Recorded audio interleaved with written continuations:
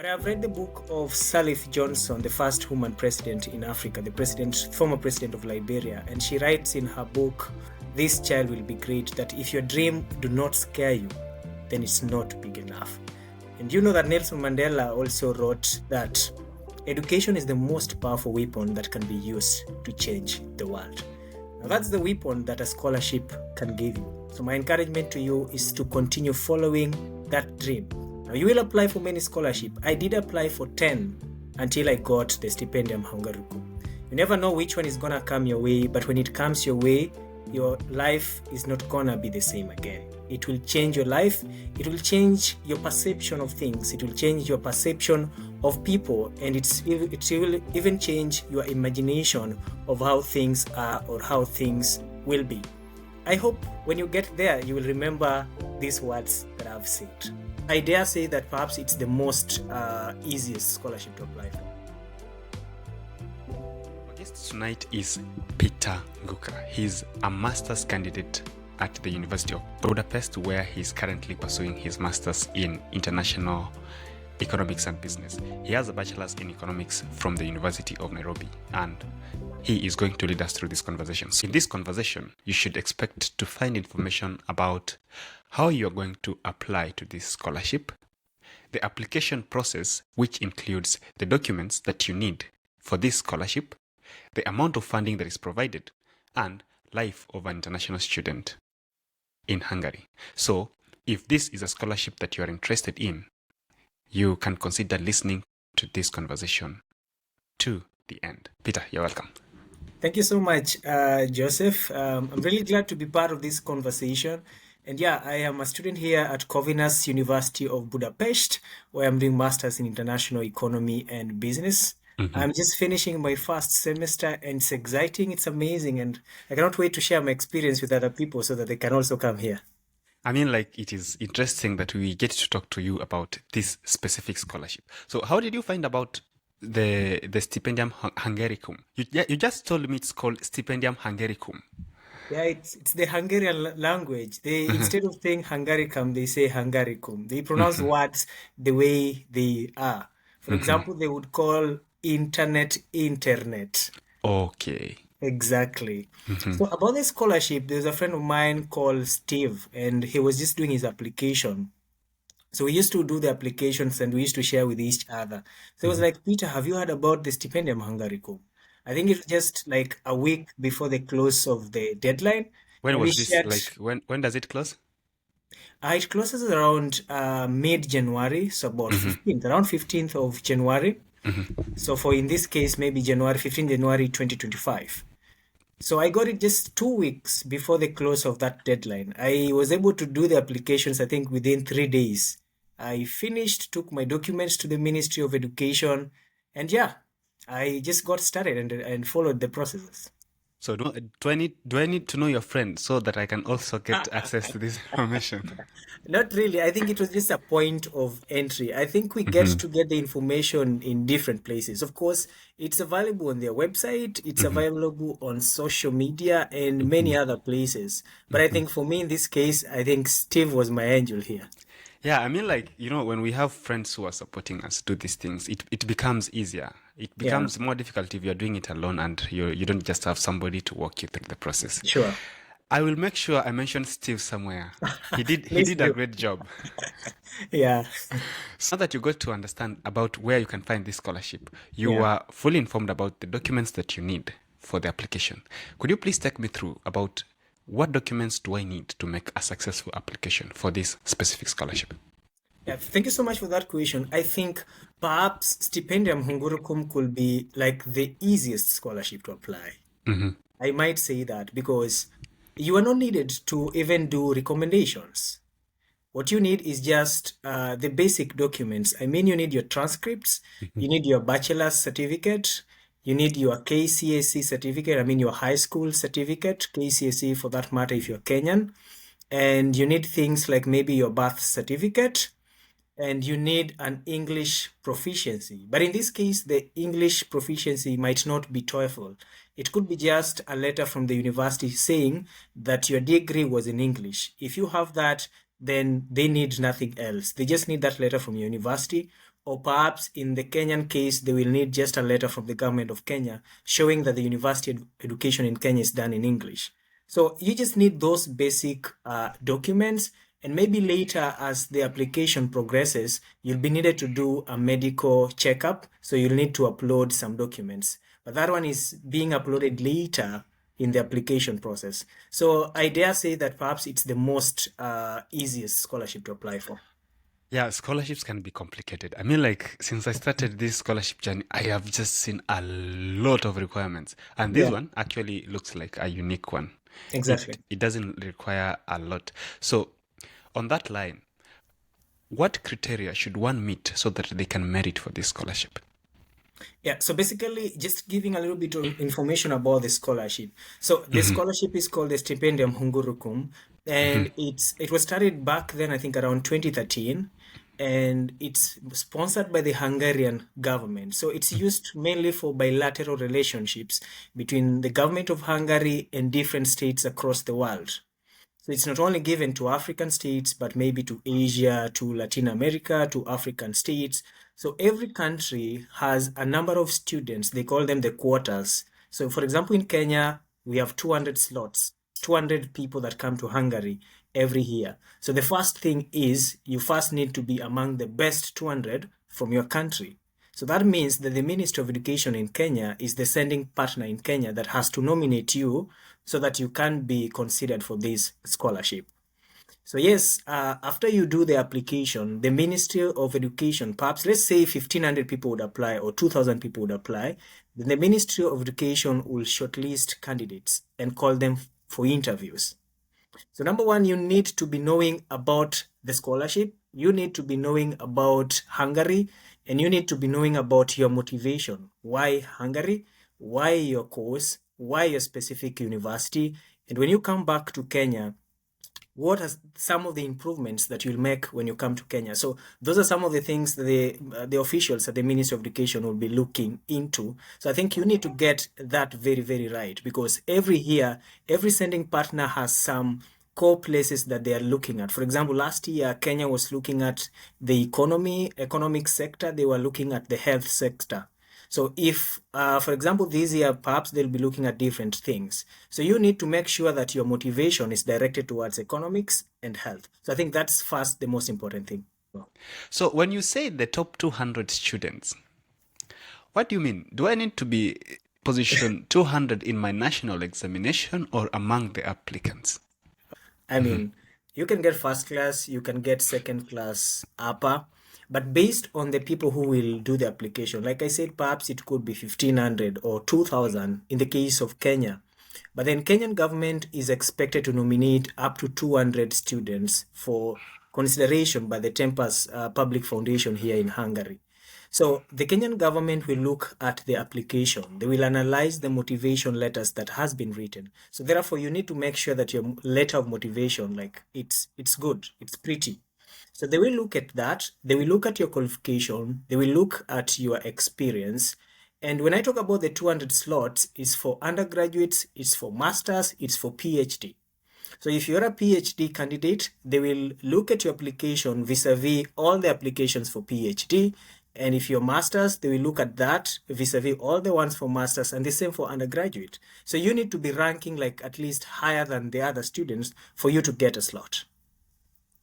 Okay, now that makes sense. So, when we are talking about Stipendium Hungaricum scholarship, this is meant for bachelor's, master's, and PhD candidates. Exactly. So you, as a master's candidate, at least you can share with us your experience in this application process. Now, here is my question. You've mentioned something about submitting your personal statement. Yeah. What else do I need to submit for this application? So this is the first time I'm hearing about this scholarship. What should I expect in the application? Yeah, thank you so much. So, like I said, the letter of motivation and your application documents, when the foundation will get them after you're nominated by your government, they will take these documents to your school. So your school will be able to analyze the documents. So that's why the transcripts is needed. Assuming that you are applying for masters, like in my case, my transcripts will be needed. My degree certificate will be needed. And again, my letter of motivation will be needed, because that letter of motivation will be looked at by the professors here, the admission team here. They will look at it vis-a-vis all the other letters of motivation that has been written by other students. And again, they will rank me based on the other students. So if at all I am among the top students, then they will write back to Tempus Foundation and say, this student has been ranked higher than the other students. So then the Tempus Public Foundation can give me the scholarship. So what happens in this case, your government nominates you, then recommends you to the foundation here in Hungary. Then after that, the Hungary foundation here takes your application, sends it to the school. Then after that, the school goes through your application, ranks you among other students whose applications have been sent to them. After doing that ranking, they now send the results back to the scholarship. Then the scholarship awards you the scholarship based on that ranking. So there is a possibility that you might be nominated by your government, but then you rank low among other candidates in that specific school. So that's why the motivation letter is important, and that's why your grade when you graduate is also important. But in many cases, when you get a second upper and you have a very good looking motivation letter, I think you should be good to go. Yeah. So is the motivation letter the only document you're sending? Yeah, the motivation letter, I think it's pretty much, I mean, we do not have essays in this scholarship. There is no many essays like you see with the other scholarship. So motivation letter, I think it's one of those core documents, plus just your transcripts. I mean, there is no much to do in this scholarship. Now I understand why you call it one of the easiest and most straightforward scholarship. Yeah. Yeah. Let's talk about the university. You are in Budapest. Budapest. So what is the name of the university again? I'm at Corvinus University of Budapest. We call it CUB. It's the best business school here in Hungary, and I think the third best in Eastern Europe. Yeah. How did you know about CUB? Let me say, I didn't know about it before I started applying for this scholarship. But when I read through the website and I looked at the universities that I needed to apply for, I was interested in applying for economics. So when you look in Hungary, there are two best universities when it comes to economics. There's, of course, CUB and there's the University of Debrecen. So when I looked at them, actually, CUB wasn't my first choice. Debrecen was my first choice, then CUB was my second choice. But given another chance, I would put CUB as my first choice. It's an amazing place to be. Now that you're at CUB, one of the best universities in Exactly. the wider area of Europe, right? Yeah. How did you get in there? Could you please take me through the application process to the university? Forget about the scholarship, to the university. Thank you. So like I said, after the scholarship gets my documents from the sending partner, Kenya, they now send the documents to the school.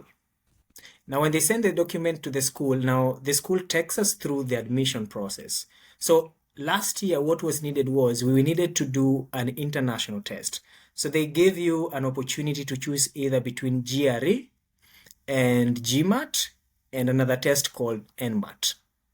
So these are threshold that you need to get for these tests. So for example, NMAT, I think they needed at least 165 marks.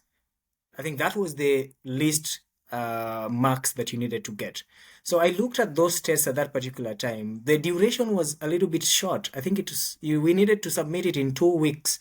I mean, I didn't have all the time to read GRE, to study for GRE or GMAT. So I chose NMAT. I studied for it. I registered. I spent about, I think, around 10,000 Kenyan shillings. I think GRE and GMAT is a little bit more expensive.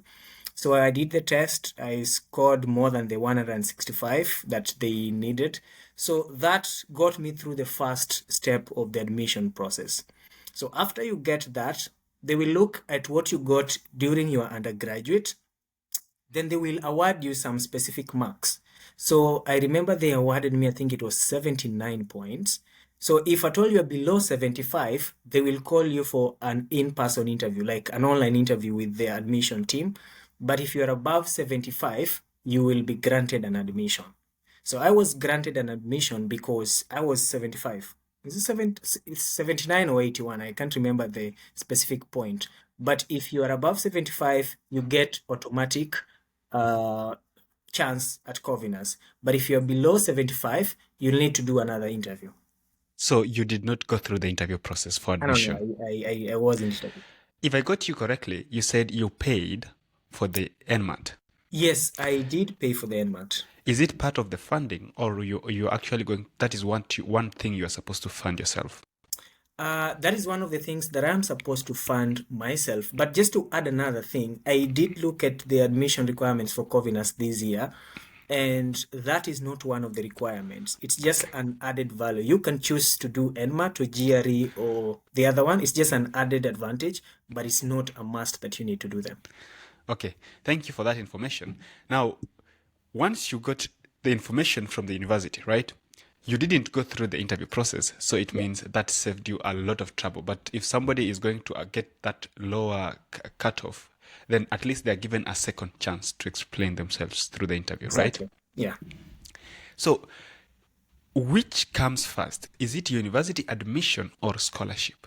Which takes precedence? Thank you. So the first thing which happens, like I told you, you get through the interview process with the sending partner. In this case, the Ministry of Education in Kenya, if it is in Kenya. Then once they nominate you, the scholarship here takes your documents and sends to the school. Now, it's important to note that you're given 2 chances for the schools. So in my case, the University of Debrecen was my first choice, then CUB was my second choice. So I went through the admission process of these 2 universities actually. So for the University of Debrecen, I participated in an interview with their head of Department of Economics, and I got an admission based on that interview. And for CUB, I got an admission based on the international test that I did. So after the admission process of the university writes back to the scholarship to say, these are the students whom we have considered and we are admitting. Then the scholarship ranks the students, look at the rank, the points that they've been given. Like I told you, I got, I think, 81 points in Corvinus. So the scholarship will look at my points vis-a-vis all the students who have been admitted by Corvinus. So they will grant me a scholarship based on that. So, if I get you correctly, you did an interview anyway. Yeah, exactly. What was the interview about? I mean, like, what was the interview about generally, like in very brief terms? Thank you. So I remember the interview was by a professor, I think Andras, somebody in University of Debrecen. And basically when you get to the interview room, in this case it was online, you just ask about mainly your motivation. Why University of Debrecen, why Hungary, and why this course? I think those are the 3 most important things. Yeah. So you only need to know the program, why the university, and why the country, which is actually a standard thing. As for people who have been following this channel for a long time, they actually know that almost every scholarship wants you to explain why the university, why the course, and why the country. I mean, like, why not elsewhere? Exactly. So at least for every scholarship applicant, this is one thing they must know if they want this scholarship so badly. Yeah. Now, let's take it a step higher. The university have written back to the ministry. So that is for the case of Kenya. But I understand also other countries operate in more or less the same format. So the university writes back to the ministry, or your nominating agency for that matter. Now, once they write back to the ministry, what happens after that? Thank you. Just to correct something, they don't write to the ministry, they write to the scholarship. Okay. So once the ministry nominates you, you're done with the ministry. Okay. So they write to the scholarship. In the case of Hungary, they call it the Tempus Foundation. So they write to Tempus Foundation saying that this student has been admitted. Now after that, Tempus will look at the ranking of the students and they will grant you either conditional acceptance or acceptance based on the ranking of that university. So once Tempus has written back to you based on the university, I mean, you have gotten the scholarship from that point. Now you just do your pre-arrival. What do you mean by a conditional and unconditional? Okay, so assuming your university needed an English test and you had not done it, they will give you conditional acceptance. So even as they write back to the scholarship, they will say, we have admitted these students, but it's on a conditional acceptance. He should submit these documents. He should submit this test. So that's what I mean by a conditional acceptance. How long did it take them to get back to you about all this information? Oh my, I think it really needs a lot of patience Mhm. to start with because like I told you, I applied by around 15th of January. Mhm. Then by around February, I attended the interview at the Ministry of Education. By around March, the university reached out with the admission procedures and everything. Then by around May, I was doing the international test. By around June, I was still undergoing the admission process of the universities. Then I got accepted to the scholarship by around July. So that's from January to July. That's Exactly. that's how the process gets through. Yeah. But they usually get in touch during this period. So if you Yes, they do advance get to in the next touch. step, they are going to write back to you, right? Exactly. Yeah.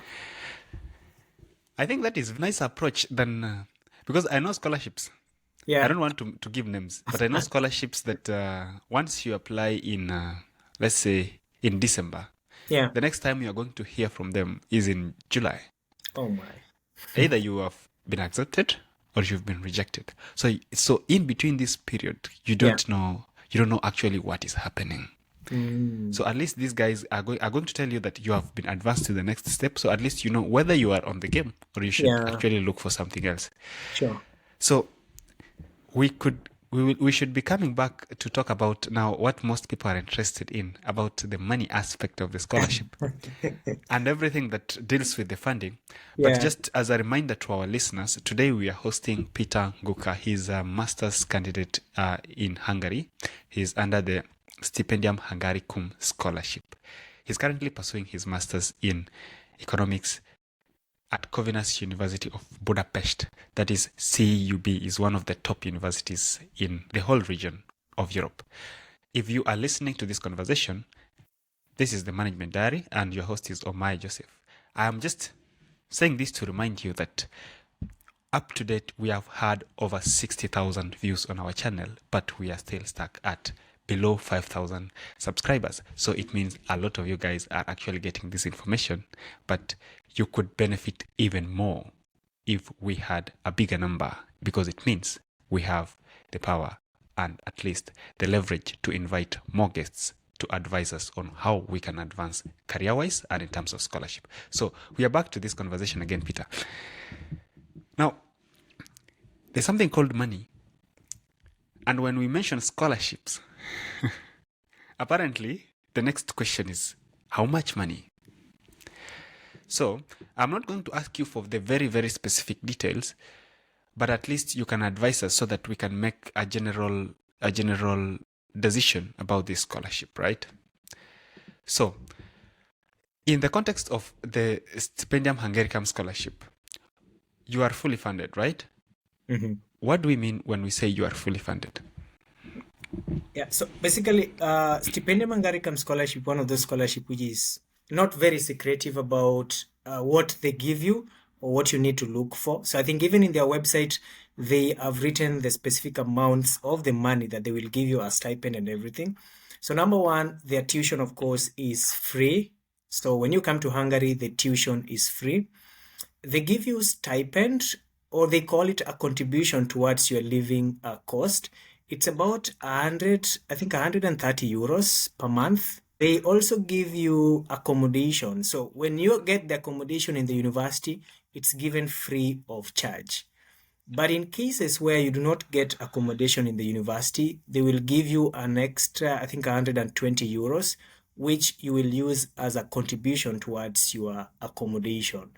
Well, in their website, they have stated explicitly that this might not fully cater for your living cost.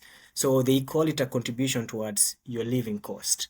Another thing that they give is they give you medical insurance. So whenever you get here, I'm not very sure about the specific amount, but yes, you do have medical insurance when you are here.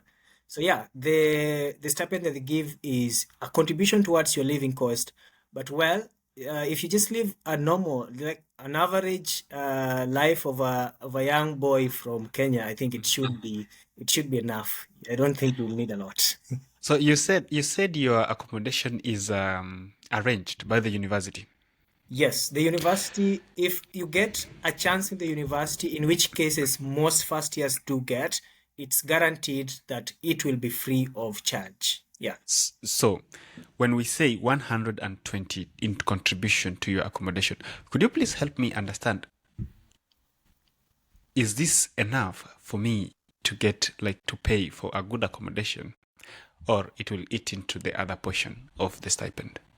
Yeah, so basically accommodation in Budapest, I think it's one of the cheapest across the Europe regions. The accommodation is not very, very expensive. So you might need about, let's talk about 40,000 Kenyan shillings. I'm not very sure how much euros that is, but about 40,000 Kenyan shillings for maybe a shared apartment.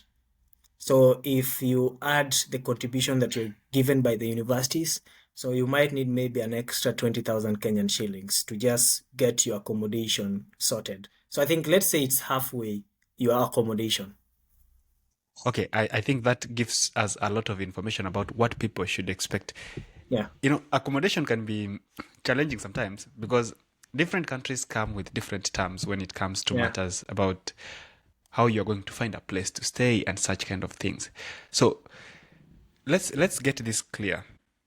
You are there for your first year. Yeah, exactly. So how long is your master's program? It will take 2 years, so I should be graduating by 2026 July. Does it mean that at your second year, you are going to have to move out of the university accommodation? Yes, I will need to move out of the university's accommodation in July 2026. So either to look for a job or to go back to my country and to help build Kenya. Yeah, we will come back to that aspect of a job in a few minutes because it's also something interesting, and I'm really dying to get that information. Okay. So, you said you are being paid around 130 euros per month. Yeah. So, could you help me understand? What do I need to survive on a normal day? Okay. What do I need to live comfortably on a normal day? All right. So to start with, Budapest is one of these cities which is not pretty much as expensive as people might think European cities are. Yes, I think when you look at the cost of living here, let's talk about bread. If I would be in Kenya, I would buy maybe a small bread at around 50 Kenyan shillings. Now here in Budapest, I might buy that bread at 70 or 80 Kenyan shillings. So you look at the difference, it's not that much difference. Now, if I was in Kenya, I would be spending about, maybe let's talk about 20,000 Kenyan shillings to survive per month. But if I am here, the scholarship gives you maybe around 15, 16, 17,000 Kenyan shillings. So you can get the deficit just about 3,000 Kenyan shillings. So if you just live a basic life, I mean, no clubbing or no something, I mean, you should be able to survive even on that stipend without having to work for you to look for money. So I think that money is pretty much enough even without you getting a job. So technically, if I decided to come today and fund part of my expenses, I can still manage from a normal Kenyan lifestyle. Yeah. Okay, that is important. And just an apology for our international audience. When we are saying about normal Kenyan lifestyle, we simply mean a lifestyle that is not very expensive. It is as normal as most of these developing countries. So at least you can do a cross-check in what we do have in your country. As he mentioned, he said a bread in Kenya costs him 50 shillings, and in Budapest is going to cost him 70 Kenyan shillings. So let's convert that to a pound. That is going to be half a pound for a bread in Budapest, and at least 40% of a pound, that is 40 cents, in Kenya. So at least you can get a clear picture of what we are actually talking about here. Now, to get to the next part of the conversation, you required a visa to go to Budapest. Yeah. How difficult or easy was the visa application? I mean, it's the easiest thing I ever took part in. I mean, it's the embassy which writes to you. They're like, hey, Peter, we have received your application from this foundation. I do not apply for my visa. They send me an email telling me to submit some documents and to go for a visa interview. Then, yeah. Okay. let me just get. I think I'm a little bit shocked there. So once you get the scholarship, Yeah, you get invited to submit your exactly. documents for a visa. Yes. So you don't even bother about you going to apply for the visa and such kind No, of no, a no. thing. No, no, no. The embassy writes to you. Did you have to pay anything to get the visa? It's totally free. Free. It's free. How long did it take you to get the visa? It took me 3 weeks to get an appointment and 3 weeks to get the visa. So it's 6 weeks in total. Yeah. Just to be clear, when we say the visa application process, what do we mean? So basically, in my case, the embassy writes you an email specifying some documents that you need to send to them. But then in this case, the scholarship have made it easier because this is a government scholarship. So actually, it's the government wanting you to come to their country. So there's no a lot of complications. So basically, you just submit the normal documents, your passport, biodata page, and maybe your acceptance letter and the letter of acceptance from the scholarship. I mean, just those basic documents. So once you get them to the embassy, you submit via email. They will give you an appointment. So in some cases, the appointment will take like 2 weeks or 3 weeks. Then after you go for your appointment, it will take another 3 weeks for you to get the notification that your visa has been processed. You just go and pick it. In most of these European countries, and when we actually not just Europe, most countries globally, when you get a student visa, it comes with restrictions. Yeah. Is your visa attached with any restrictions? Well, first of all, it's a Schengen visa, so you get an opportunity to travel across the 28 countries within the Come European on, Union. you should come on this side. I didn't know that. Yeah, so yeah, it's pretty much great to have that visa. Okay. But the restriction is you can only work 30 hours per week. Yeah, 30 hours per week. That's basically around 7 hours per day. Yeah, around So that. based on the workload of your master's program, do you think this is possible? Could you please take me through a normal day, a typical day for your master's as a master's student? Oh my, to start with, I think it's pretty much intense. Yeah, it's intense. It's not what we were used to back in Kenya, where you can miss a class or you just go to class and you might not have to do a lot of things. So here, they basically have things they call lectures and seminars. So lecture is basically the professor lecturing, but in the seminar you do the course now in a practical sense. So every course, they call it courses here. I know in Kenya we call them units. So every course has a lecture and it has a seminar. So that means, for example, now I am doing about 8 courses, but then all these courses have lectures and seminars. So that means about even 15 classes per week. The classes are 90 minutes long, and I cannot miss a seminar. I can miss a lecture, but I cannot miss a seminar because it's the practical bit. And during the seminars, we get to do presentation. We get to write papers. There are some courses where your attendance basically gives you marks. So you getting to attend the class and you getting to talk in class, you get participation points. So you will not want to miss a seminar.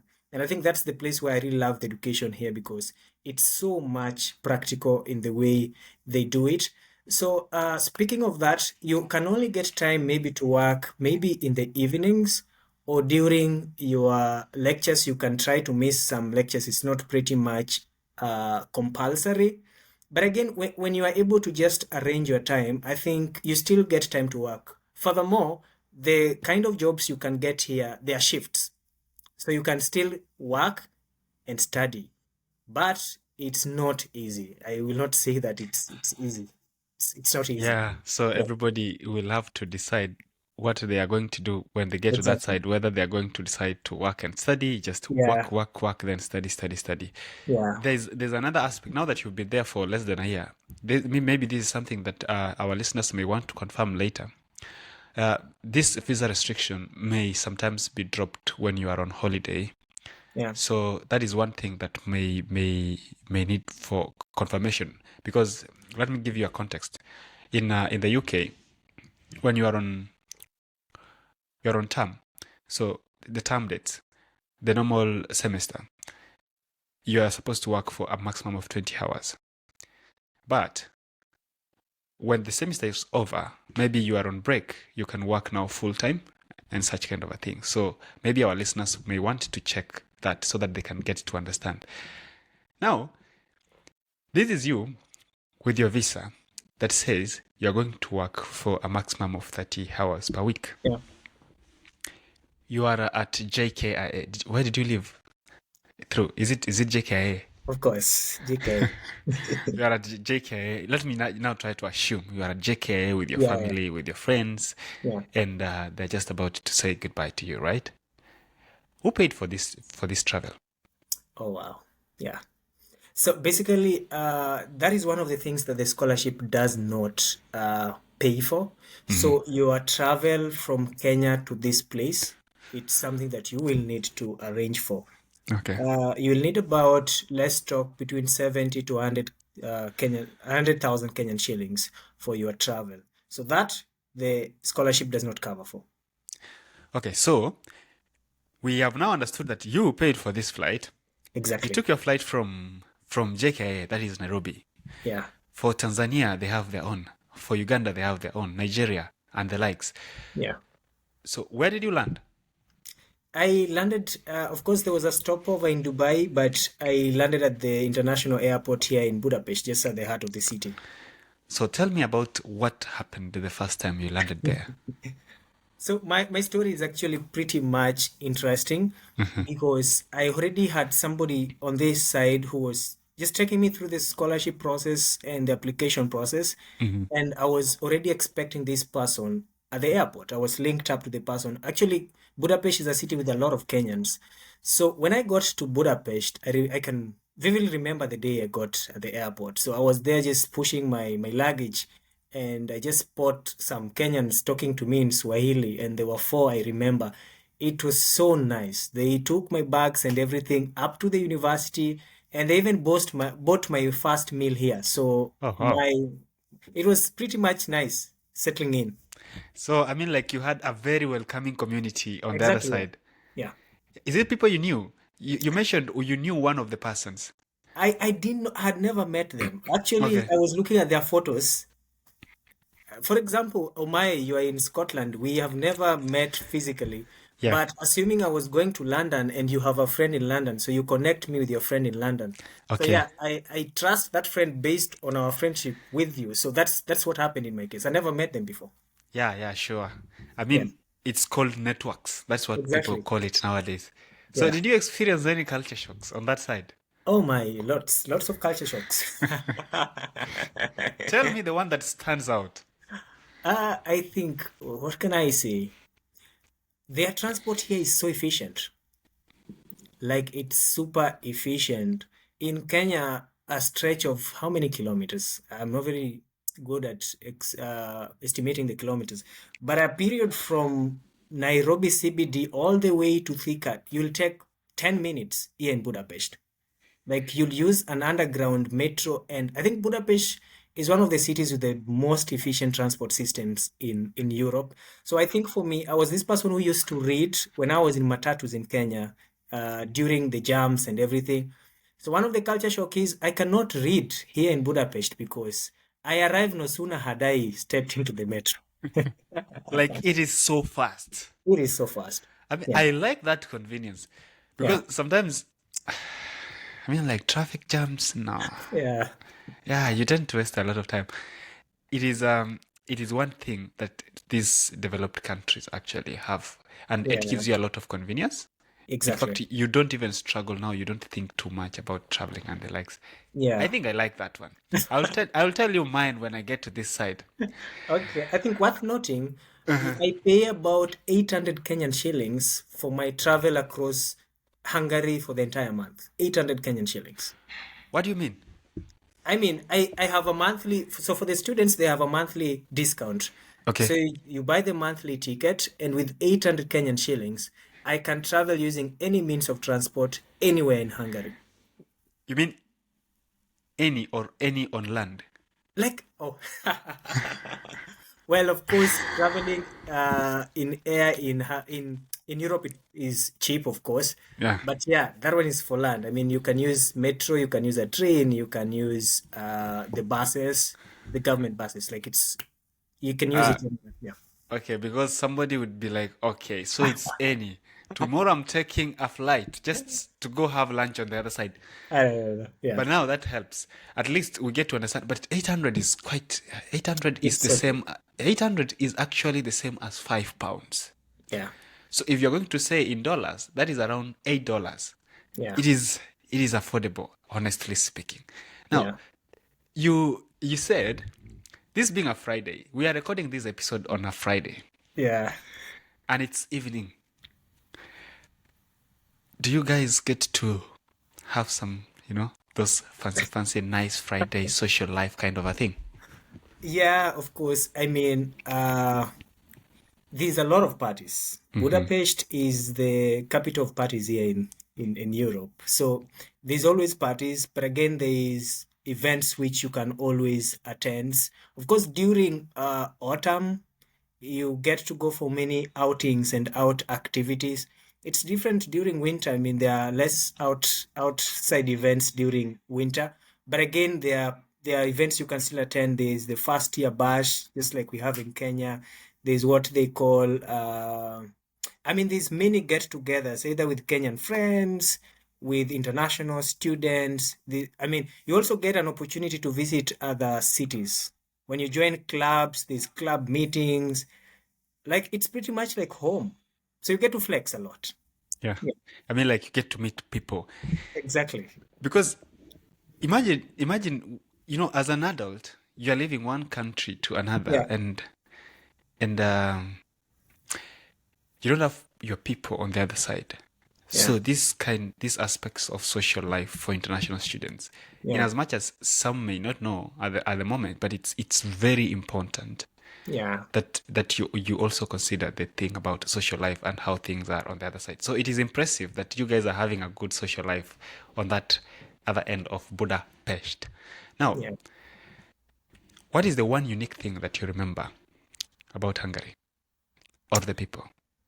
One unique thing about Hungary. Before I came here, I read about lots of immigration literature about what it feels to get out of the country and to get to the western side of the world. And the stories that I had were mostly negative stories. There were stories about black people being killed, about black people getting themselves in crime activities and everything. And like I told you, at times it gets to a point where I even forget that I'm black because you get to interact with people and you forget you're black because it's just like any other place. Well, not to underscore the fact that there are times where you will get racial discrimination, but it's so minimal. Like those times, it's so minimal. And I think it should be understandable because in most cases, it's by the old people who lived through the old times. But I think Europe is changing because we are having a more young generation who are more outward and more welcoming to the people, and they do understand because the education system has welcomed everyone from everywhere across the world. So you do not seem like you are in a totally different place. I think there's one thing that we need to understand here, Omae, and I think it's something that we do not appreciate when we are back at home. I think there's a way that we are raised to be so confident. I think the African child is so confident. When you get to class here and we get to do presentations, the first time people might undermine you, like they're like, who is this African kid here in class? But after a while, they want you to be part of their groups. They're like, hey, Peter, please join my group, because I think there's a way we are taught to be confident and to share who we are and to be in front of people. I think it's an experience that has been really overlooked a lot in Africa and it's not appreciated. So I think we are even more confident than the European kids here. On that, I think I can agree with you 100%. Yeah. On the aspect of we are trained actually to be as confident as we look. Yeah. Don't I look confident? Definitely. I'm just trying to look confident. So, Yeah. just to remind our listeners, consider subscribing to this channel as we are going to bring you more and more episodes like this on scholarship, matters, lifestyle, research, and careers. So, Peter, I've just seen you on this episode. and I want to connect with you. I want to know more about your life on that other side. How should I reach you? Thank you. So basically, my name is pretty much constant. I do not change like the rainbow. My name, I'm pretty much constant on various social media platforms. So on Facebook, on Instagram, on LinkedIn, on Twitter, you can just find me, Peter Nguka Jr. If you search that name, you'll find me. Drop me a text. My accounts are not private; they're public. So drop me a text and let us converse. Yeah, I also do. I do have a WordPress account where I put articles, and I also do have a TikTok account where I share my experiences here in Hungary. Peter Oh, Nguka Jr., you can share. speaking about TikTok, I think, I Yeah, joined yeah. TikTok the other day. I'm Uh-huh. still, here's my TikTok. You are Wow, Peter Nguka Jr. Let me just exactly. connect with you on this as we record the episode, Please. as we record the episode, because somebody actually told me to join TikTok Uh-huh. because this is me on TikTok, and I'm getting to learn that there's a whole audience and life going on there. Yeah. So I will leave details to your profile at the description of this video. Sure. So most of your socials, LinkedIn and maybe TikTok and Facebook, and specifically you mentioned about WordPress. It is Yeah, very important because I know that's where people get to share their thoughts, right? yeah, So exactly. I would recommend that is Peter Nguka Jr. Oh, you're a big guy. Please accept my request. I'll just send you a request. I mean, it's a pleasure and an honor to connect with you. Okay, sure. Yeah. Now, we will leave details to his profile in the description of this video, so please consider checking out, and you will get to connect more with Peter and about his life in Hungary, so that as you get there, you will at least have an idea of how life is going on that side. So, if you've listened to this episode up to this point, you're probably interested in applying to this scholarship and many other scholarships coming along this way. So, Peter, what would you say to this person who has just listened to this episode up to this point? Thank you so much. I mean, we are born with dreams, and when we live our lives from a young age, we have a lot of dreams. And sometimes these dreams are super big that they scare us. We get to moments and you're like, will I ever achieve this? But I've read the book of Salif Johnson, the first woman president in Africa, former president of Liberia, and she writes in her book, This Child Will Be Great, that if your dream do not scare you, then it's not big enough. And you know that Nelson Mandela also wrote that education is the most powerful weapon that can be used to change the world. Now, that's the weapon that a scholarship can give you. So my encouragement to you is to continue following that dream. Now, you will apply for many scholarships. I did apply for 10 until I got the Stipendium Hungaricum. You never know which one is going to come your way, but when it comes your way, your life is not going to be the same again. It will change your life. It will change your perception of things. It will change your perception of people. And it will even change your imagination of how things are or how things will be. I hope when you get there, you will remember these words that I've said. Thank you. So that was Peter Nguka, and this is the Management Diary. Your host today was Omae Joseph, and until we meet in the next episode, bye-bye.